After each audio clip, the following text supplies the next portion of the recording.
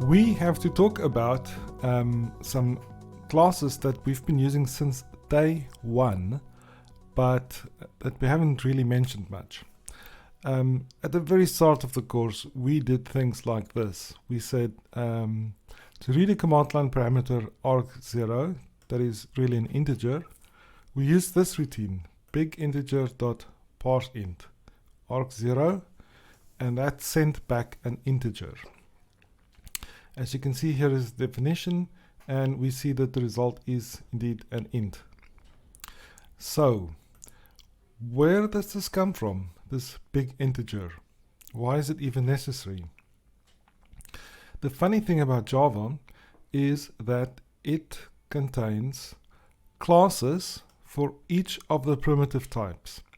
Here are the 8 primitive types, and each one of these, int, double, boolean, char, and the rest, have a corresponding class. So why do we even have primitive types? Well, they do make life easier, and they can be handled more efficiently, and they're so common that they're simply built into the language. So int is a keyword, as we know, because we can see that Eclipse highlights it in bold maroon. But we need to know more about these classes. So, of course, I can say int x is 5. And that's a primitive, a variable of primitive type called x, and it contains a 5. But I can also create an instance of an integer. Big integer, let's call it y is, and now I'm going to create a big integer instance, and y is going to be a reference to that instance. So there are several ways of doing this. One way is to do it the normal way. But as you can see, Java's not perfectly happy with this. It puts a line through integer, and it says the constructor is deprecated since version 9 of Java. So it doesn't want us to use this technique, even though it'll work. If I print y, as you can see, it will actually display 5. So, how do I create instances of class integer?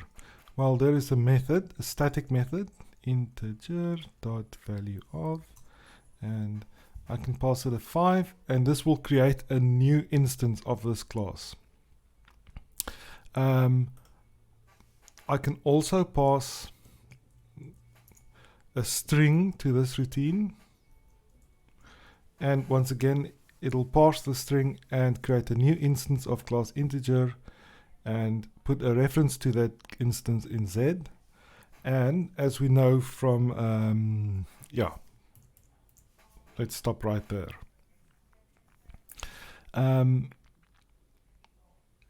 There are differences between x and y and z. For example, I could write y.toString. Class integer is a class, so eventually it is a descendant, an extension of object, and all objects have a toString method. So I can call that method, and I can get a string representation which is displayed on the console. Let's just make 100% sure, 5 still printed.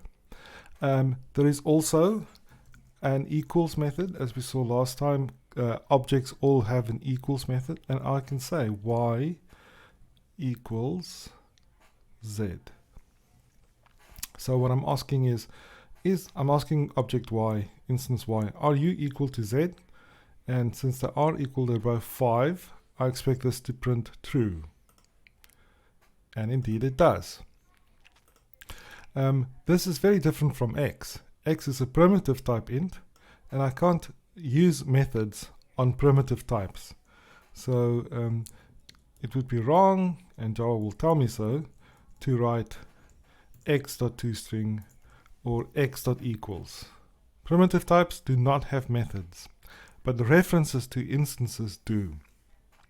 Okay, so for each of the primitive types, int, double, boolean, char, those are the ones we use most often, there are these classes that correspond to values of that kind. Plus, I mean, there are a few more that we don't use as much. Float and long we've probably encountered, but short and byte, I don't think we even mentioned them in this course. Okay, so these classes have a few other methods that we can use, but the most important thing we haven't talked about yet is something called boxing and unboxing. And sometimes all of this is called auto boxing. So this is an important feature of the Java language. It allows us to use primitives of some type and the corresponding references to the corresponding class almost interchangeably. Now, we can't do this. This is not going to work, but we can do things like this. We can write 5 here, and Java's perfectly happy, and it will definitely display 5. I'm going to take that out. We're now talking about boxing and unboxing. I'll put it at the top.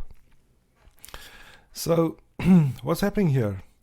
I say that y is a reference to a class integer, an instance of class integer, but then I give it the value 5. And on this side, this is definitely an int. But Java's clever enough to see, I'm trying to assign an int to an instance of integer. So what it does is it boxes this 5. It creates a new instance of integer and puts 5 in that instance. So this is actually converted to an instance of integer, and then we assign that instance to y. And we can see, did I show that it works? Well, it does. Okay.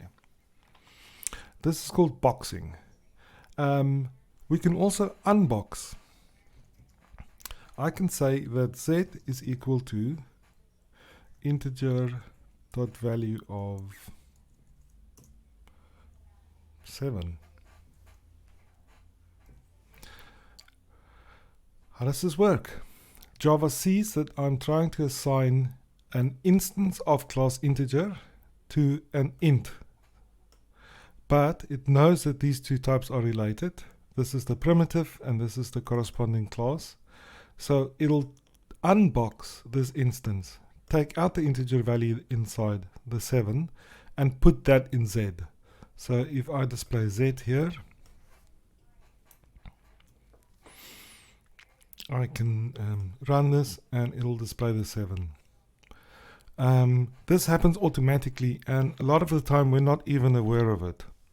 So if I have integer y and int z, I can add them. And Java will see that this is an int that I'm trying to add to an integer. It'll unbox the integer y and take out the 5. So there I box the 5 into an instance of integer. Here I unbox that instance and get the original value 5. It will add 5 and 7 and it will display 12. Let's see, save it. 12, there we go. Right.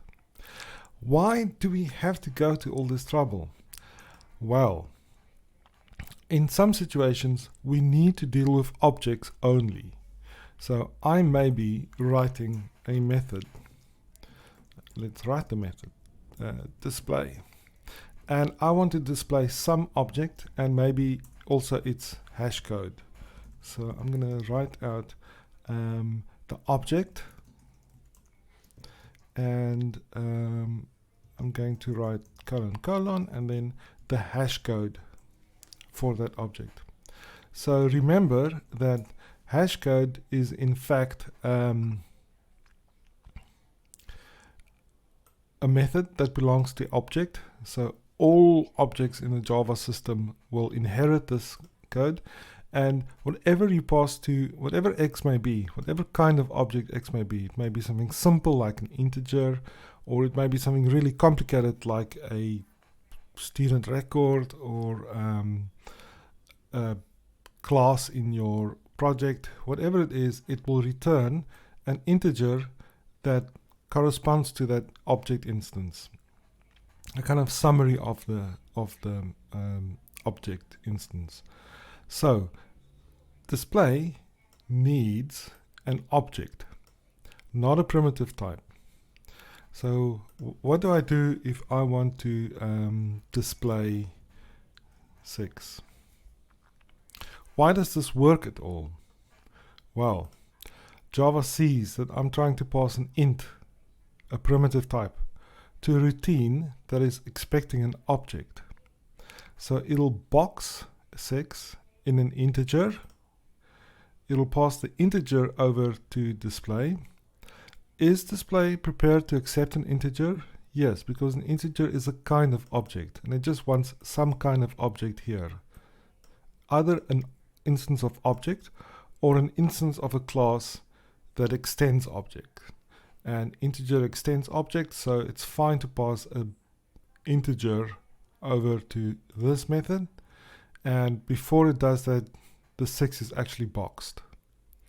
So this should display, let's take out this line, which displayed the 12. So this should be displaying the 6, its string representation, and then also its hash code. Now, what do we think the hash code will be? If I remember correctly, for integers, the hash code is simply the integer itself. So there we go. That is the value, the value returned by toString on object X, which is an instance of integer, which I got by boxing 6, the int 6. And there is the X's hash code. The same works for doubles and for booleans and for characters and for other things. Just to make sure, let's send a double over 6.231. Java sees I'm trying to pass a double, primitive double, to a class that wants an object. So it boxes this double inside an instance of big D double, so that it becomes an instance of this class, an instance of an object. I pass that instance over to display, which expects some kind of object, X, and a double inherits, extends object, so it is fine to pass a double over to this method. This method displays the toString representation of this value, and we'll see in a second what that is, and also its hash code. Let's see what happens. Okay, so it displayed the double. Well, I say double, but I mean big D double by calling its toString method, and it also displays the hash code for this instance. For doubles and other objects, the hash code does not seem to bear a strong resemblance to actually what the representation may say, but that is fine. Let's just do a few more experiments. What happens if I pass a boolean? True. Same thing. Java sees I'm trying to pass a boolean, which is primitive. It boxes it into class big B boolean, and it displays it. And the hash code is 1231. So not 1 or 0 as you might expect. Okay, and lastly, let's try to pass a character. I'll pass the character Q. And let's see what happens. And in this case, it's simply the ASCII code, that's the hash code for this instance of class character. Okay, and this is basically all there is to boxing and unboxing. Most of the time, Java does the work for you. Sometimes you have to think a little bit about what you are doing, and you have to be careful that you are not boxing or unboxing when you don't want to be doing that. But as I say, most of the time it just works.